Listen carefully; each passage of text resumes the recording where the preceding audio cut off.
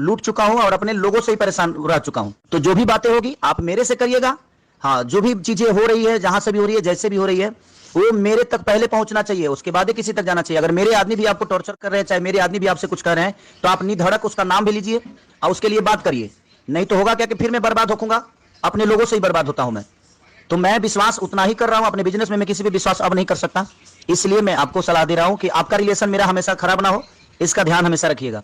और जो भी डील हो, जैसे भी डील हो, वो सिर्फ मेरे अकाउंट से ही होगा, अदरवाइज किसी के अकाउंट से नहीं होगा। क्योंकि मैं जो भी मेरे साथ काम करता है, मैं सबको पैसा देता हूं, चाहे वो सोनू हो, चाहे विवेक हो, चाहे इंदर हो, चाहे बबलू हो, जो भी हो, कोई अदरवाइज कोई किसी का कॉल जाए और चाहे किसी तरीके की बात हो, तो सिर्फ सिर्फ मेरे अकाउंट से होगा, अदरवाइज किसी के अकाउंट से नहीं होगा।